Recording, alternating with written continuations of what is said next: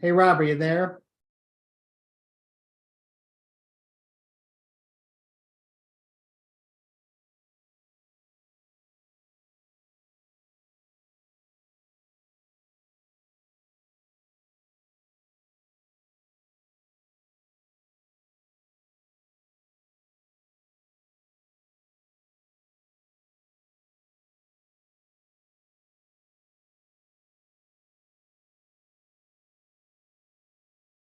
Mhm.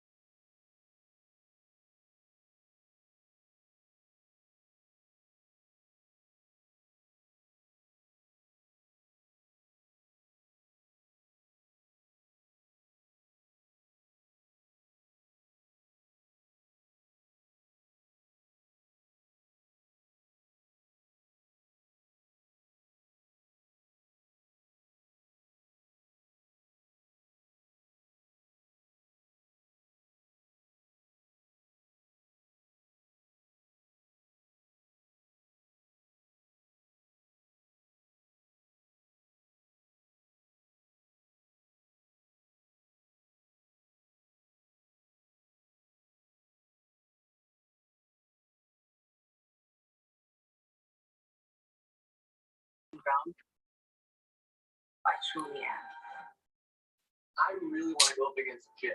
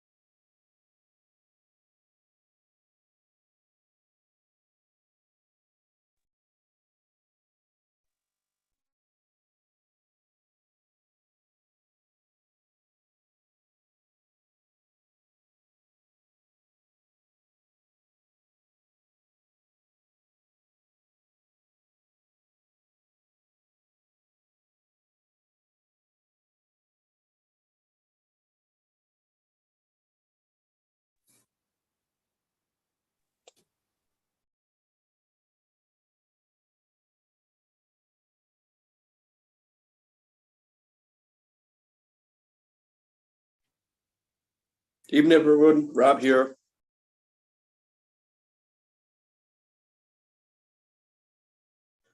Looks like we have about 5 minutes until we start our conversation. Going on mute.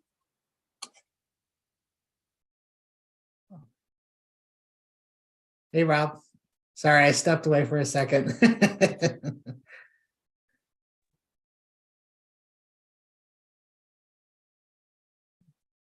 Geraldine. Let's see, Geraldine. Hi, Zachary. How are you? Good, how you doing? How's I'm fine, things? thanks. Everything okay down in Mount Hope? So far, so good. I saw what happened over at the Kenwood. That must have been. Did any of the smoke come on over? I don't think so. I wasn't home, but when I got back, I didn't smell smoke at all. Oh, okay. There was some real The pictures were just astounding. Yeah. You can see the orange glow from Delaware. Yes. Wow. Cross the bridge too. Wow. Over in East Greenbush. Chopped in round one. I should have stuck to my guns and done something that he did. Bobby got lucky because he doesn't have such a strong competitor as me. You guys gonna coach this time?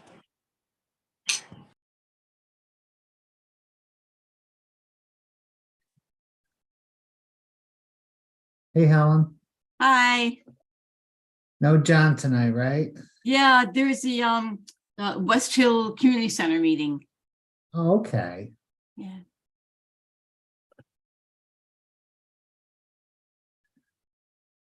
I don't think it was open. I think there's a group of people that were originally part of the, I don't know. But anyway, that's where he is.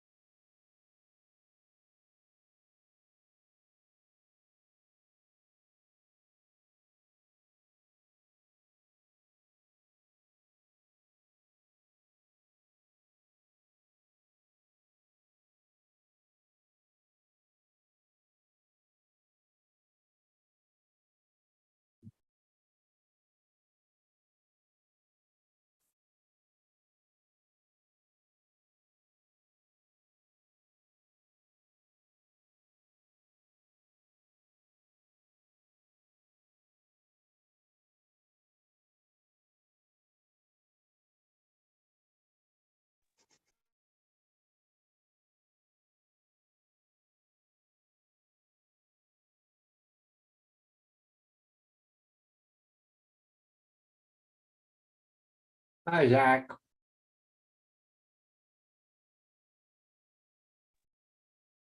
Mr. Moran, good to see you tonight. How are you?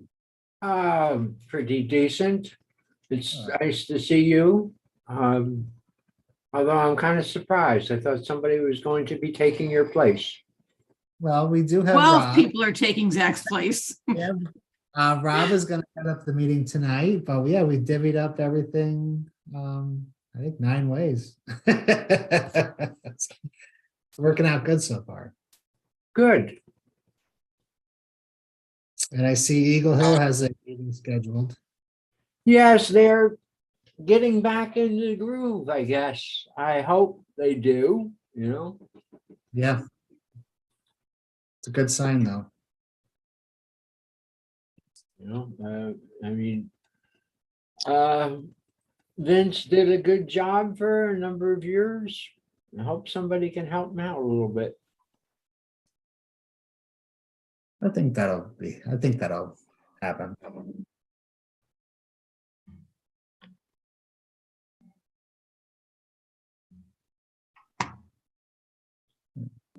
We'll give folks another minute to join our call here.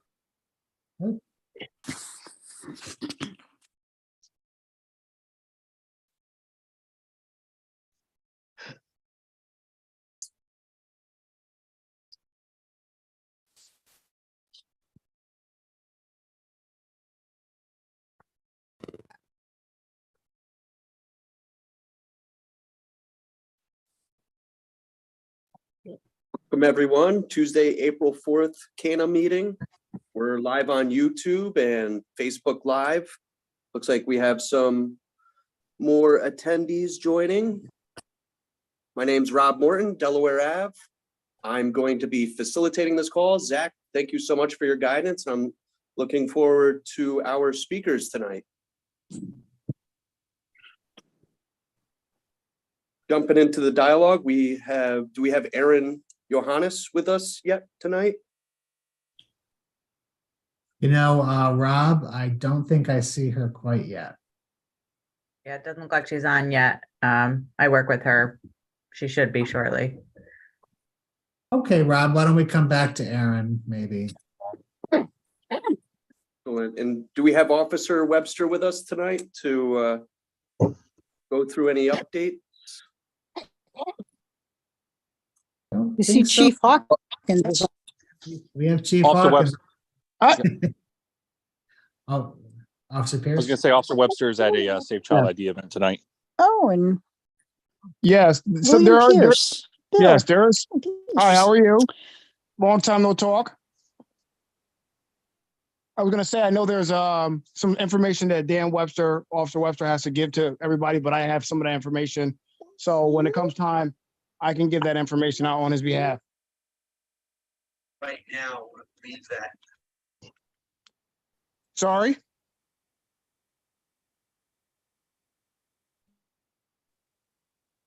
I didn't hear you guys. But I heard somebody speak up, but yeah, if you'd like to present now, that'd be great. Okay, yeah, so I know Officer Webster briefly, I talked to him earlier. I know one of the biggest issues that we've been having, well, that's kind of transpired over the last few days has been, we've had a party in Pine Hills who's been going around forcibly touching some female parties. I know that's been all over the news and it's kind of been part of the talk the last few days in the community.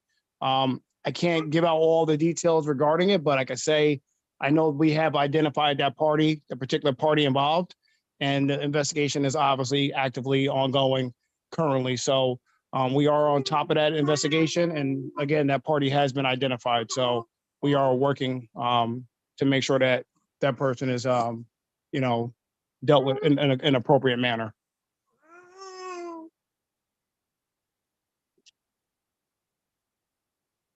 Can you guys hear me?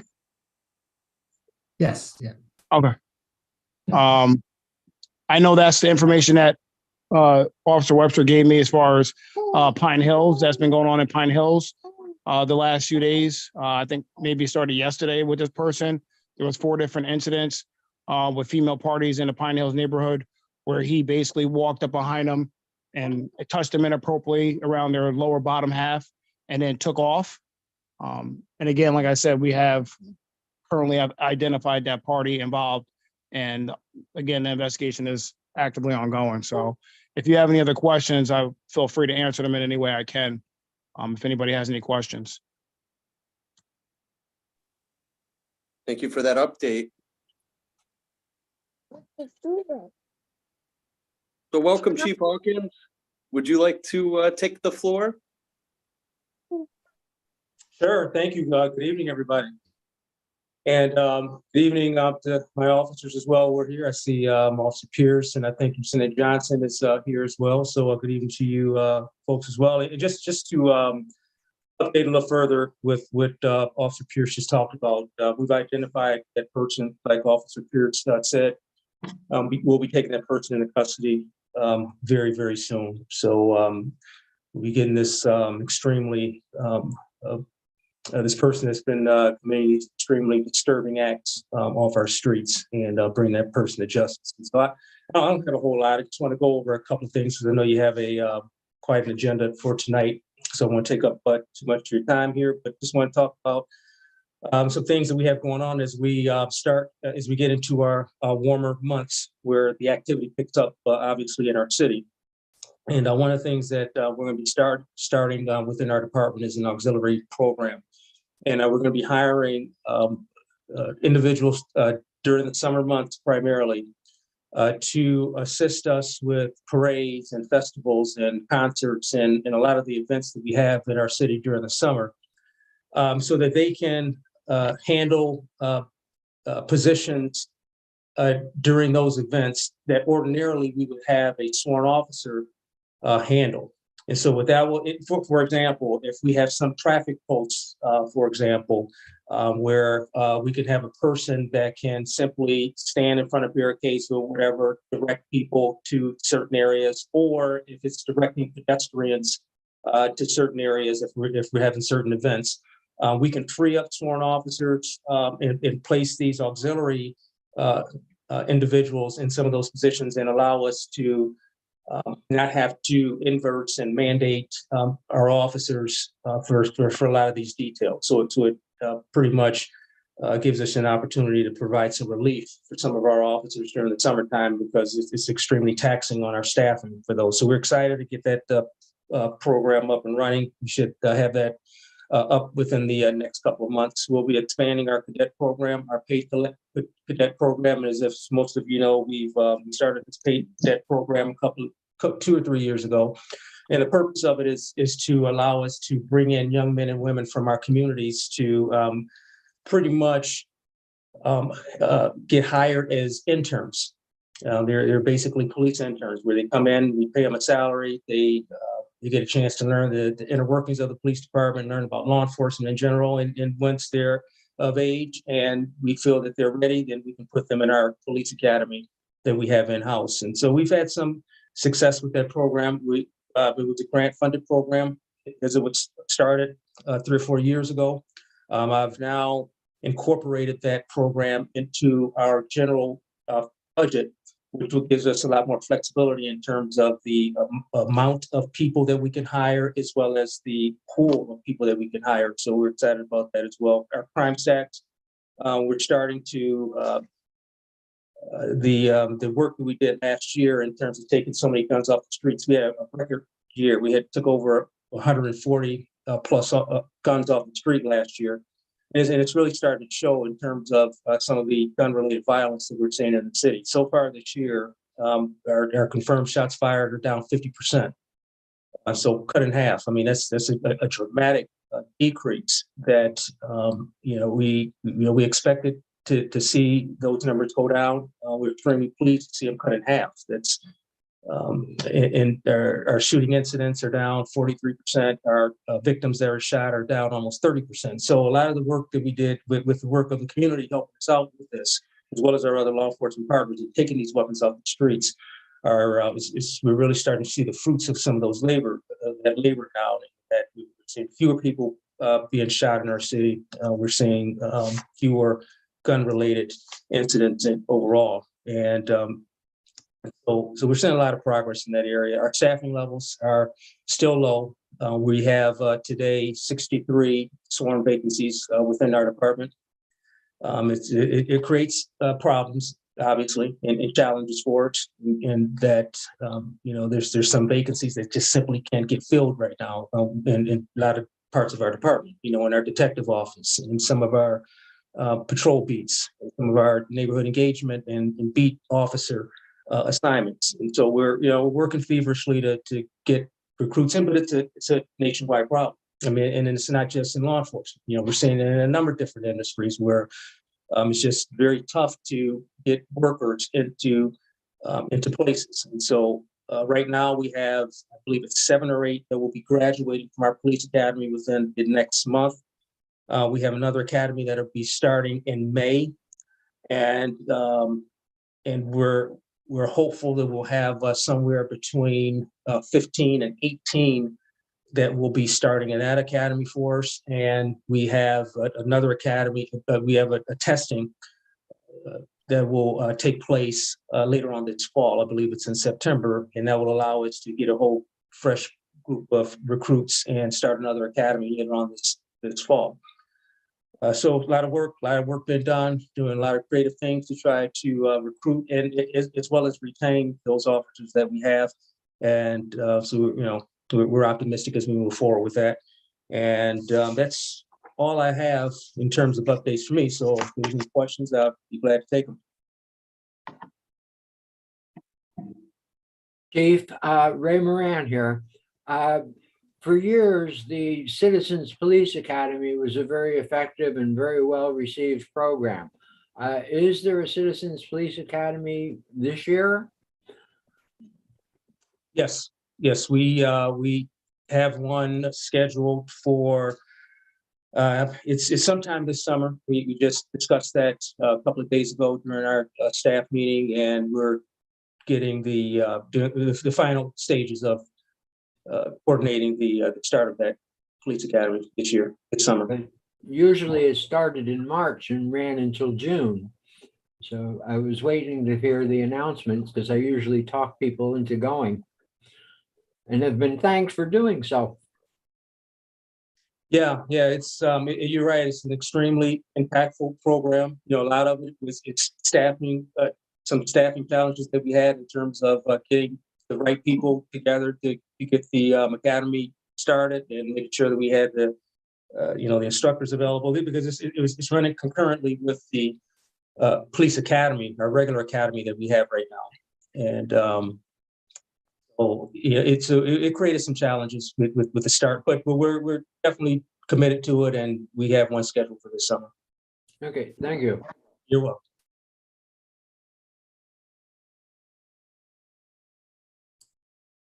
I have a question. Chief Hawkins? Yes. Can you talk a little bit about your newer podcasts that you are doing? Yeah, thanks, Zach. We're one of the things that when we talked with our staff, there's some morale problems.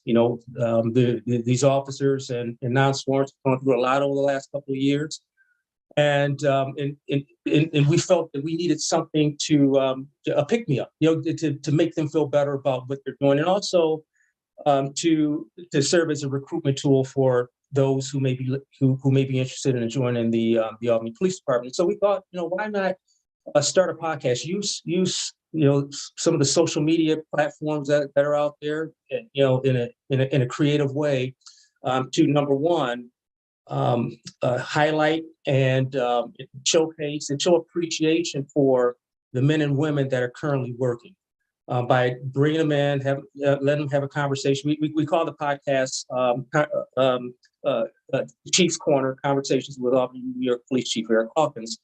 And what I do is, once every couple of weeks, I'll bring in someone from the department, either sworn or non-sworn, and just have a half-hour conversation with them, let them talk about how their pathway to Albany, what they like about law enforcement, their families, they've got some very interesting backgrounds, and allow them to tell their coworkers their stories, to create this sense of pride within the department. So we wanted to do that, but we also wanted to introduce these officers and non-sworn to the community, to let them tell their stories to the communities, so that a lot of times you have the chief, or you have the media, or you have other people who are telling the stories for these folks who are working in the department, and a lot of times it doesn't capture everything. And so we wanted to let them tell their stories. And third, we wanted to do this to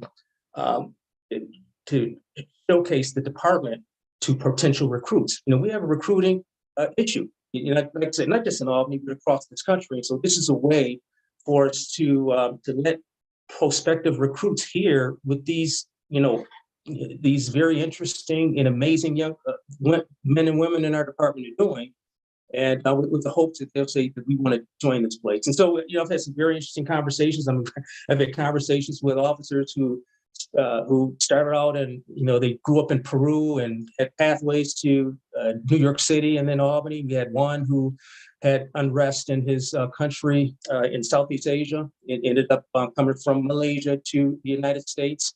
Another was a professional fighter at the time when he started as a police officer, and he talked about his pathway and what he's doing now in terms of training and things like that. And so I think it's working out. I think it's instilling some sense of pride in our place to so people feel good about coming to work, and I think that it's also allowing us to showcase the place to recruit, so that we can get more people that want to come and become police officers here.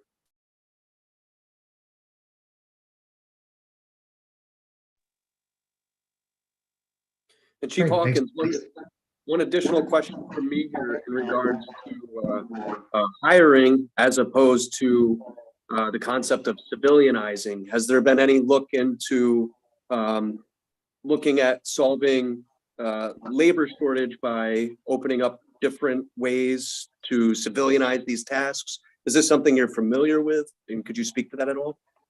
Absolutely. One of the things that we're constantly undergoing within our place is, are there positions within our department that are currently being handled by sworn officers that we can have non-sworn or civilians handle? It'd obviously be at a lower rate, and it also free up those officers to do other things within our department. So we've seen some opportunities within our internal affairs area, for example, with some, right now we're having problems with at our front desk in terms of handling phone calls and things like that. So we're seeing opportunities there. And so there's a number of places that we're seeing these opportunities. I've freed up some funding in our budget for this fiscal year that gives us some flexibility to hire people once we've identified some of these areas where we can civilianize, and we've already done it in a couple of places. And I'm hopeful that we can find a lot more places within our department that allow us to do that.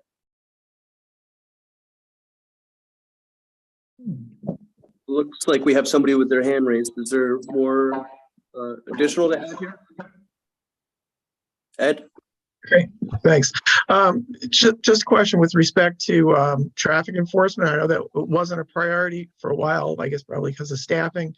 Whether or not, as summer is coming on, we're getting to the season where the groups with the motorcycles and the dirt bikes are going to be coming out in the streets, and also the continuing problem with speeding, and it's a problem in all the areas, and that's why a lot of the different cities want to lower the speed limits to 25 miles an hour just to try to get a handle on that.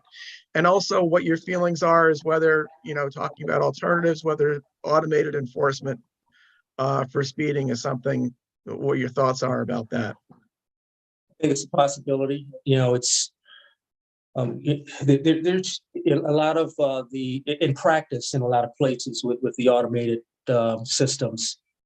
There's some kinks that have emerged, and some gaps in terms of the effectiveness of it. But it's certainly something that we're interested in. But when you do it, it's costly. But we also have to make sure that that in practice, it's not something that's creating this burden on our population when we're doing it. So yes, that we're very interested in that. In terms of some of the traffic, the city administration is expanding the traffic humps in the city. From talking with the folks who are overseeing that project.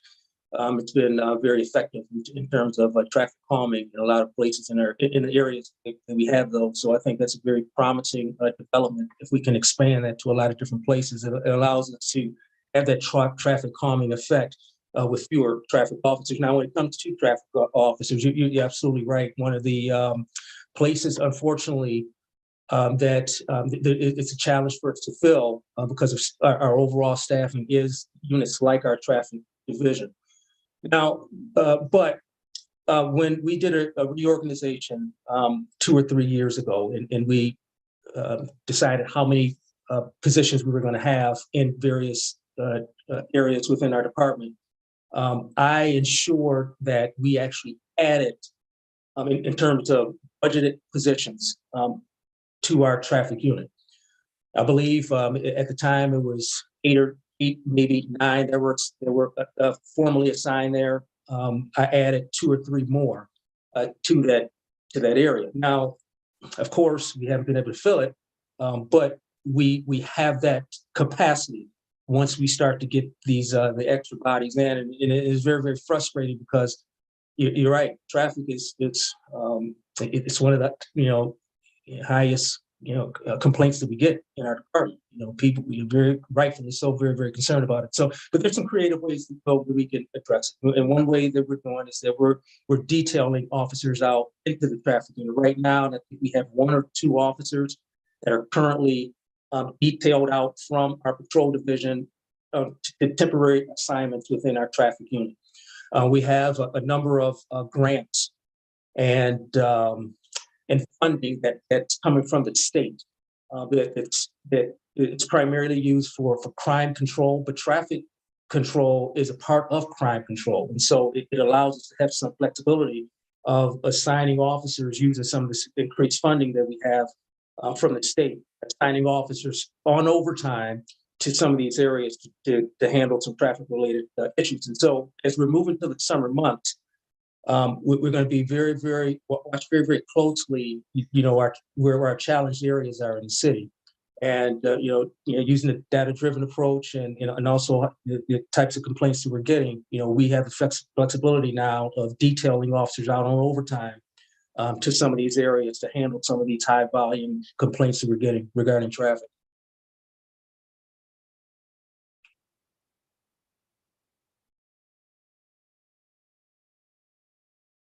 Was there anything more for Chief Hawkins here?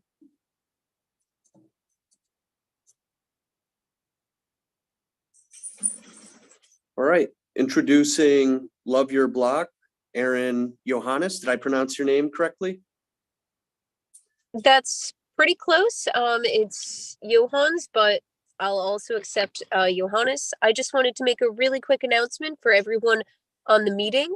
I wanted to let you know that this morning, the City of Albany's Love Your Block program officially released our second year of mini grant applications to the public. Our program offers residents in historically red and yellow line neighborhoods the opportunity to receive minor front facade repairs, city services such as block-wide cleanups, landscaping, and resource distribution, alongside additional funding for other community-based projects and ideas.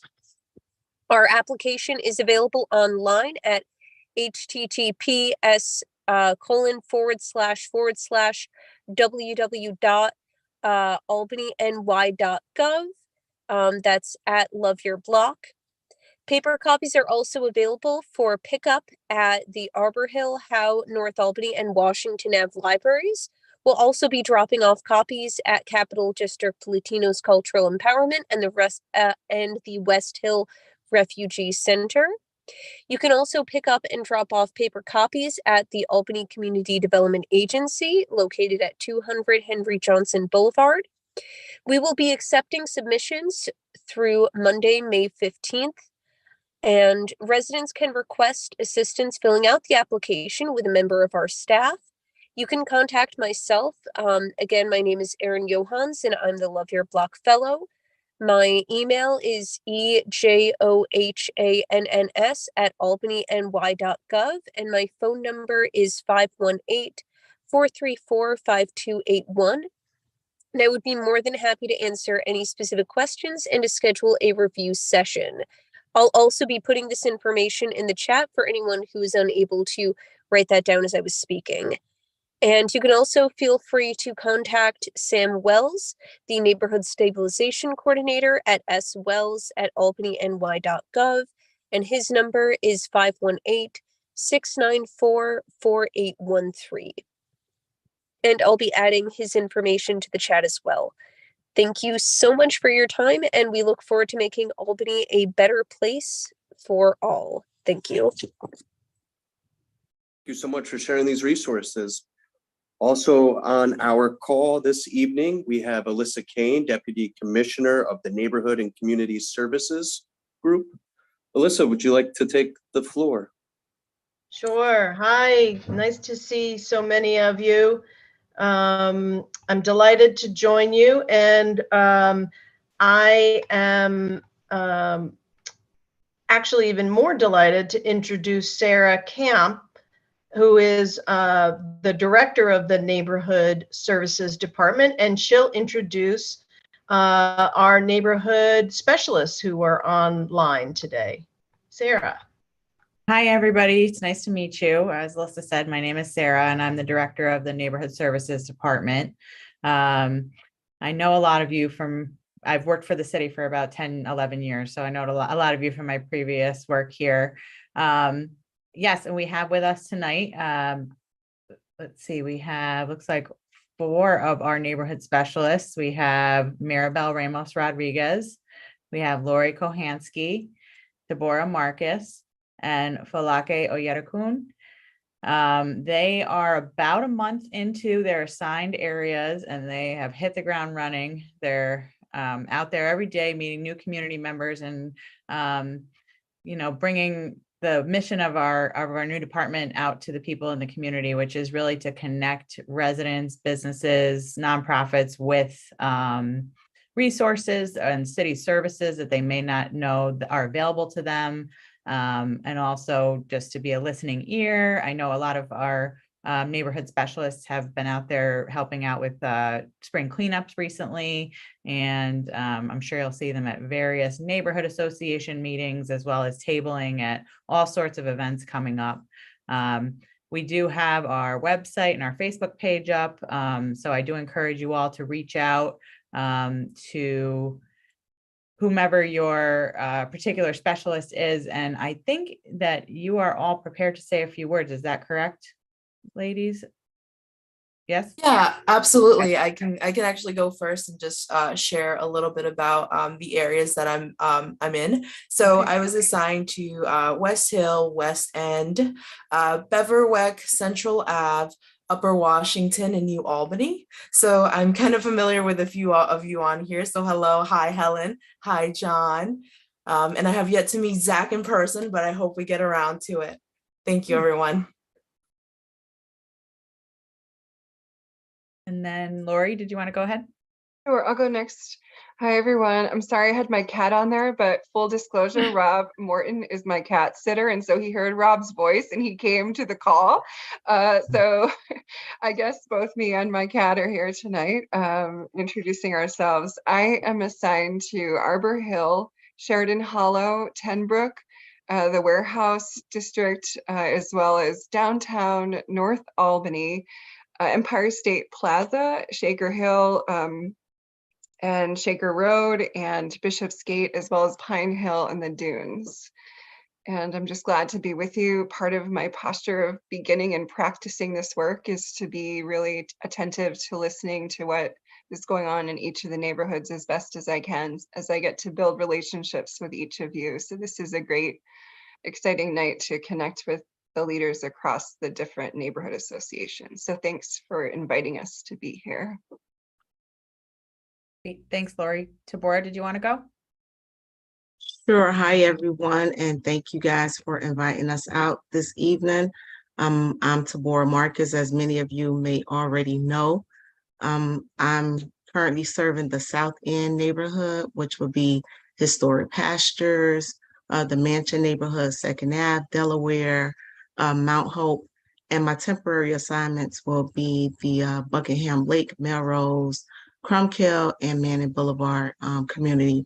And I think for myself, just getting out into the community to get folks really aware of what's happening around, a lot of the resources that are available citywide, non-for-profits that are available for folks, and just hearing a lot of the issues that I know a lot of the ladies on the call can identify with our housing issues, development issues that are coming up more frequently. So we're just trying to make sure that we're attentive to the community's concerns and then getting them back to the city where, you know, we have a lot of resources waiting and readily available to assist.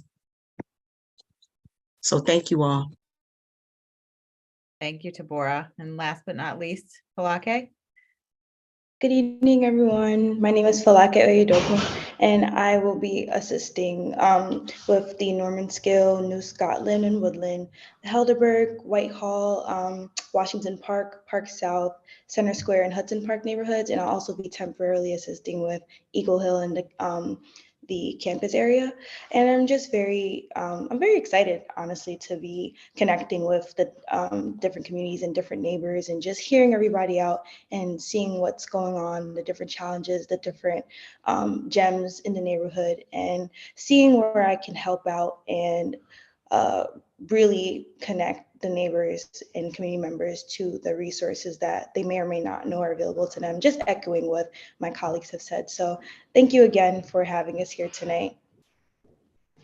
Thank you. And I think you all heard them each say that they have some temporary locations that they're covering at the time. We are in the process of hiring a 5th person that is going to take the area that's the Upper Washington, out into the dunes and a little bit more details closer to the city. Sorry, I didn't have my map out. And that should be happening over the next couple weeks. That area also includes Melrose, Pine Hill, parts of Pine Hills, Buckingham Lake, Eagle Hill, and the campus area. But those areas are not being forgotten. They're in good hands right now. And whoever does come on board as the 5th person, I know that all 4 of these specialists will bring them right up to speed. So we're really excited to get out there and work with all of you. And if anybody has any questions, we're happy to address them. Sarah, can you talk a little bit about C-Click Fix and our front-end service desk? Here at 200 Henry Johnson, we do have it's basically all customer service related issues for the building are coming to us now, right on the 1st floor. So that's buildings and codes, planning, and ACDA. We're also answering all the calls that come into 434 City at this point. So we are just trying to streamline all customer service related things to one area, working pretty closely with DGS in that capacity. And yes, we did also hire a community relations coordinator that handles our C-Click Fix account. And she's really tasked with managing all the moving parts of that and the various representatives from each of our departments to keep that in a better place than it's been moving forward. And we will be hiring a fair housing officer and a housing services a specialist in the near future. And they will be, you know, we also work with Love Your Block in our department. So it's all things housing, all things customer service for the city. And we're just trying to, again, streamline everything into one location. And I do see this message here. I will put our contact information in the chat, so everybody has access to that. I'm curious if you've spoken to any people who are not members of organizations, you know, sitting on stoops or walking by, and how much do you find that people know about the program? Yeah, that's something that was on our agenda, not only attending neighborhood association meetings, but also getting in touch with those folks that don't necessarily go to those meetings and hearing from them as well. I know I can speak for all 4 of the specialists on right now to say that they have been doing that out in the community already. Tabora came from the Love Your Block program, so she's got a history of about a year doing that and more, even from her personal life. But yes, that is absolutely one of the priorities. We do want to hear from everybody and make sure that we are getting to those folks that may not have the access to the resources. So door to door is part of our trips too. Thank you.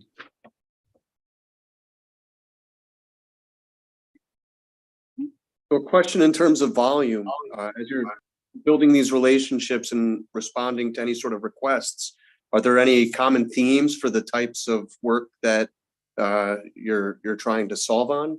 Any frequent issues or any findings within this short period of time?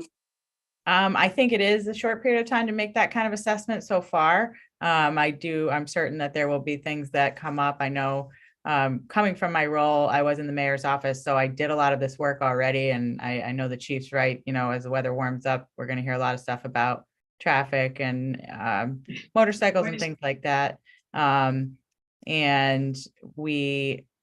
But short answer is we don't have anything identified yet, but I know that will come up, and our hope is to keep it all in a place that is moving, being among us all, so that we're picking it up where we left off as far as reaching back out to people that may have similar questions or a new person that you're addressing in the city.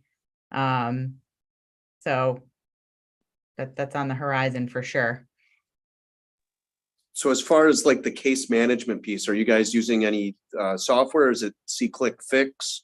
What does that work actually look like in terms of keeping that prioritized and organized? Yeah, we see Quick Fix is the major software that we're using for quality of life issues. Everything that people can report there themselves. We are also inputting things from the customer service phone banks here and people that walk in the door if it applies. So that is kind of the biggest holder of all the information. Internally, we also have some spreadsheets and things like that right now. Again, it is on the newer side. So down the road, I could imagine that we may have some other products to use, but right now that's the majority of what we're using. And one last question in terms of data governance. So these are residents of our city. How long does this personal information about our neighbors, how long does that live in your system? See Quick Fix is a public facing software. People do have the ability to be anonymous, but until it's archived, it is publicly available. And I believe it gets, I'd have to look up exactly when. I want to say within maybe 3 months of closing, it would be archived, but that information is still available via FOIL. And as far as anybody that reaches out to us, not via See Quick Fix, we are very in tune with keeping people's information private if they choose to go that route.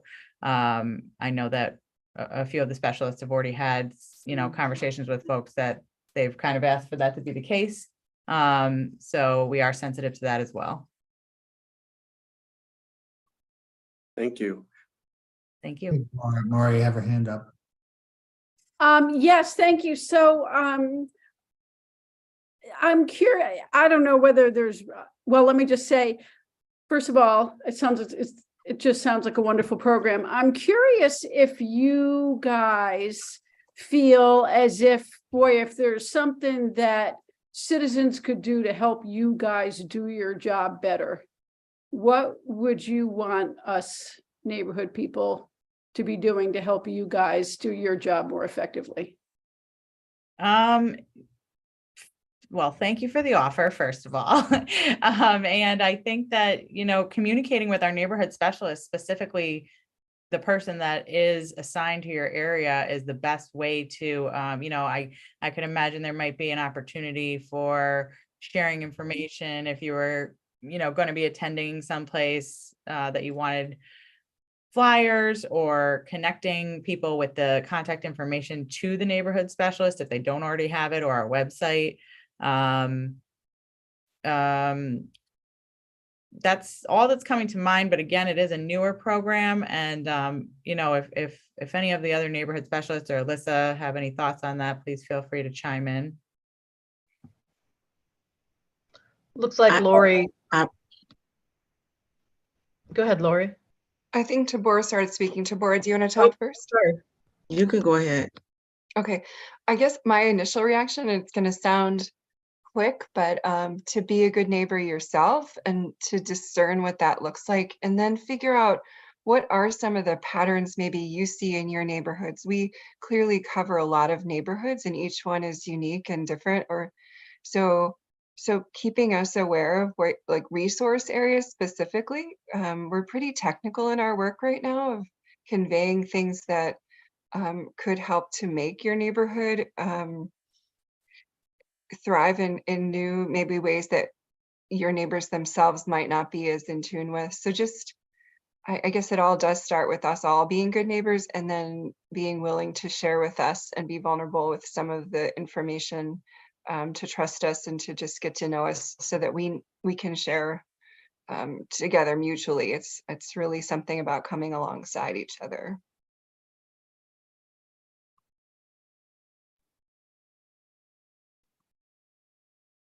Did anybody else want to weigh in from neighborhood services? Yes, sure. Thank you. I just wanted to weigh in a little bit. I know Rob asked a question that probably wasn't cleared up for him. We are not case managers, Rob. We are for the community, being able to hear, listen, and identify where the resources are, and then connecting those resources for individual residents. So I think when we identify our roles and the things that we can do to our capability, that's just not something that has been presented to the neighborhood specialists as a group that we are case managers.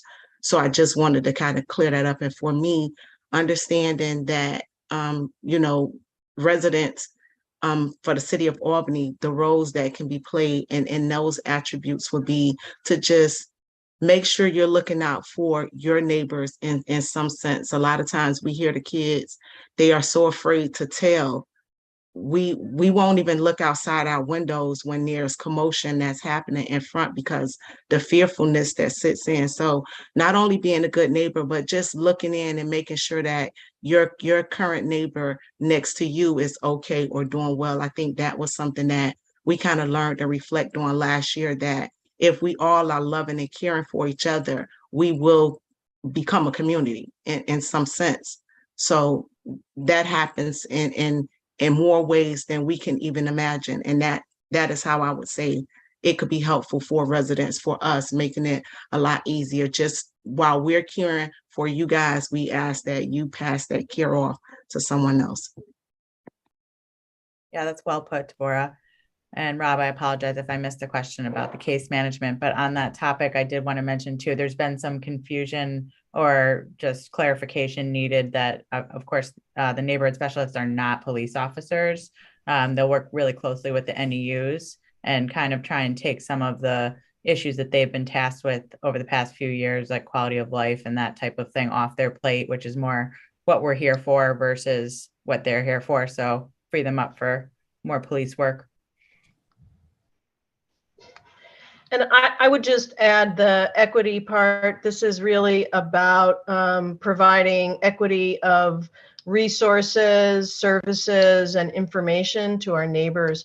And you at neighborhood associations, and the reason we connect, we've connected early with neighborhood associations and all of you, is because we know that you have systems of communication with neighbors.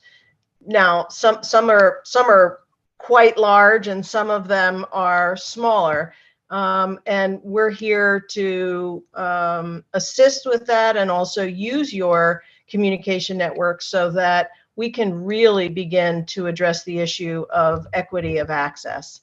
And information is power, and we have resources and services that go underutilized or not as well utilized, and we want to change that. So, and these folks, as you've already heard, just really eloquently from themselves, they're about establishing those relationships. And these are long-term relationships. You know, we have looked at, we've worked, we've learned from cities like Phoenix, and they have long-standing neighborhood specialists who have served 10 and 15 years as specialists in their neighborhood, and they have relationships, they create relationships and maintain them for all different kinds of purposes, but really to be of service to you. So we're delighted that they're all on board. So a question on other cities with this program: how are they measuring success, and how are they optimizing this sort of role?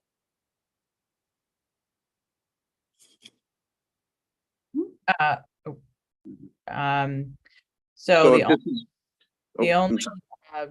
city that we're aware of that has a, correct me if I'm wrong, Alyssa, that has a program in place like this is Phoenix.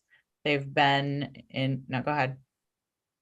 Yeah, there are several other cities that have neighborhood services. They do have neighborhood specialists. Phoenix is the one that's closest to the one that we chose to emulate, with a lot of good experience. I'm sorry, was there a specific question, Rob? Yeah, so in terms of like measuring performance and Yeah. how do you Oh, determine success, and what are the criteria for measuring the success of this sort of? Excellent. I'm so glad you asked, because one of the benefits of a lot of the great work that the mayor has done over the last 10 years is establishing a relationship with Harvard and Bloomberg philanthropies, and they are funding. They've invited the mayor into a leadership project, which benefits us with a Harvard Bloomberg Fellow for 2 years, and they'll start in August. And they their project that they have chosen, and we've been working with them to develop, are just those matrix for the development of this program. So we are as eager as you are, and the public is, to better understand, you know, how are we successful? What are those measurements? That how do we know that we're making a difference? You know, these are kind of the soft qualities, right? Relationship building. You know, how are we going to know that we're doing it? It's not just important for the taxpayers to know how this is working for the department, but it's also really important for us in the department itself to know and pivot if we need to address some of those issues. So I think we're really new. We are so new. But I think we're moving in the right direction. We've got some tools. There are some deliverables on those. So we're really excited to see what they begin to look like. And my guess is we'll start rolling some of that out in late 23 and in 24. And we'll have a lot more to talk about there.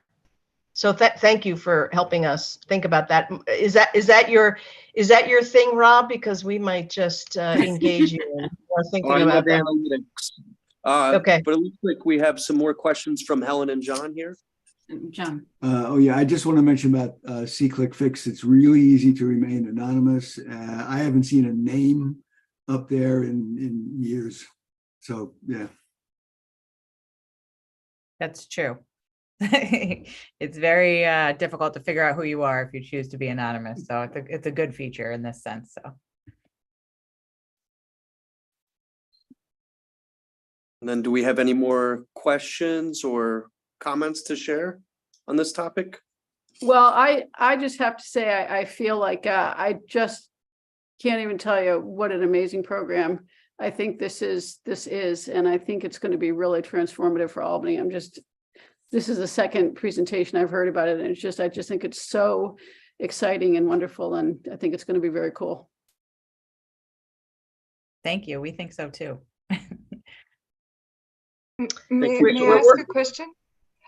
May I follow up with you, Mara? I'm curious what brings you such energy around it. I'm just curious, and where you would hope that we begin to put our energy and thoughts. Well, I just,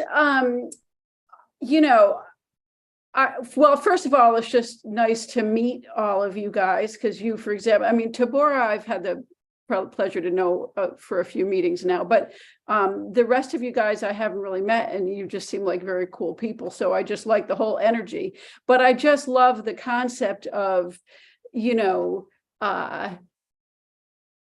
connecting people to the services. I just went over and glanced at the Facebook page, and it's just so inviting and just seems like it could be really cool. And I just love the, I feel like, what you said in Tabora, what you said about just, promoting the idea of just, looking out for one another and being good neighbors. And, I just think all of that together is just what we need. I think a lot of us feel like, the country is kind of falling apart and our communities are kind of falling apart. And I feel like here you guys are with like a big old dose of medicine for that problem. So it's, I just think it's exciting. And I think, and it seems like something that is going to evolve, right? Like this is just the beginning. And I keep hearing you guys say, it's like, here's our vision. Here's how we're moving towards that vision.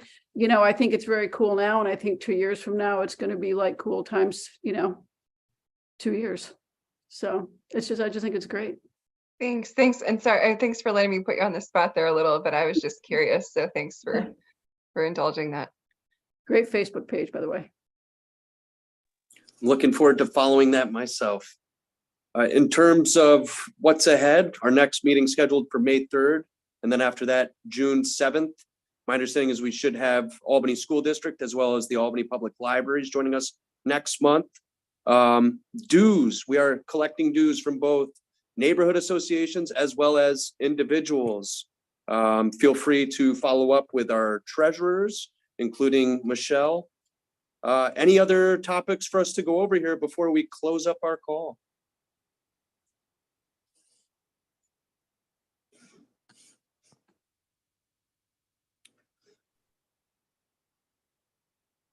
I just wanted to make my annual announcement. I know all the neighborhoods are interested in increasing home ownership, and the big home buyer fair for Albany, where you can find out everything you need to know to buy a home, is on Saturday, April 29th at our library, 10 to 1 o'clock. So if you've got neighbors who are renting who you think could be better served buying, send them to that fair. Great place to get it all in one dose.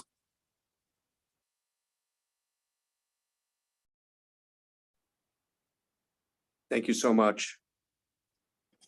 Helen's got her hand. Yeah. I just want to make an announcement. I mentioned this to Riverkeeper, which is an organization that does environmental and educational activities along the Hudson, is sponsoring their 12th annual sweep on May 6th, which happens to be Zach's birthday, so he won't be joining us. They have been, I know they're doing Tivoli Lake Preserve. I think they're doing Rapp Road again. They're doing the Corning Riverfront, and also up in Green Island, they're doing Hudson Riverfront. So you can go on their website and register. Or if you're going to be traveling in the Hudson, they've got things going up and down the Hudson. It's a great, I mean, Tivoli has really benefited from like a major cleanup. So it's a great project if people are interested. Love walking my dog there. Thank you so much, Helen. Ed, something to add? Yeah, thanks. Just to let you know, Albany Bicycle Coalition is going to have its annual Earth Day bike ride. It's free for everybody. It's not a bike race. It's just a leisurely bike ride. That I'll put that in chat. It's April 22nd. It doesn't cost anything. The link to the information is there. And thank you.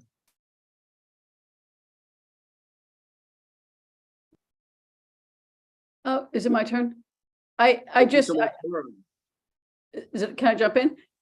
Lori, I thought of one other answer to your question, so I'm just going to throw it in. The other thing I think, long-term, having lived in the city for a long time and having lived in different neighborhoods in it, I think that one of the things that I would love to see more and more and more of in Albany is like a better, like integration and bonding and connection among the neighborhoods. And so one thing I kind of love about the structure that you guys have, or, everybody has a bunch of different neighborhoods. I feel like, that idea of kind of knitting neighborhoods all across the city together just feels like really important. And I think that you guys seem like that could really happen through you guys.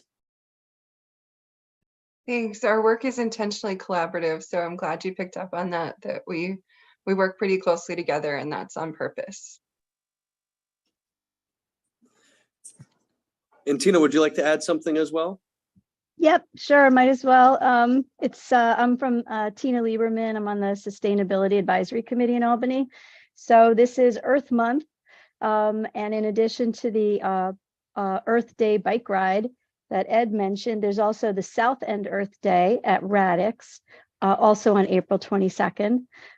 So that's basically volunteering from 9 to 12, and then some food and festivities from 12 to 2. And volunteering entails helping prepare the community gardens for the year so that people can be growing their own food in the South End. And also, this is the 75th anniversary of Tulip Fest coming up. And we will have a sustainability tent at Tulip Fest. So I just wanted to make sure you all know about that and let other people know so you can come and check it out.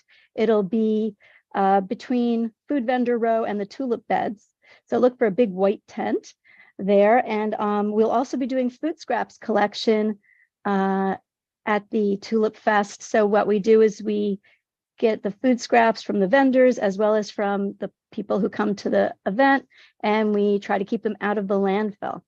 And if anyone wants to help with either the sustainability tent or with food scraps collection, please let me know. I'll put my email in the chat. Thank you. I know one year I volunteered with Jazz Fest and I learned quite a bit about separating compost. So that was very helpful for me. And I hope someone would definitely step up and volunteer and learn how to compost as well. So thank you for sharing that, Tina. Was there anything else to add? I just wanted to jump on that, putting a different hat on. I'm also on the Tulip Committee. And because it is the 75th year, we have quite a few extra events coming your way. So I just wanted to make sure everybody stays tuned to the mayor's social media page and other places. There's going to be about 2 weeks worth of various events and specials throughout the city. So more coming on that. Can't wait to see those. Oh, one more thing, just don't forget, everyone in the city of Albany is entitled to a free backyard composter. You just go to albanyrecycles.com or take advantage of our free community compost drop-off sites. So you can keep your food scraps out of your garbage and your garbage will smell much better, I promise you.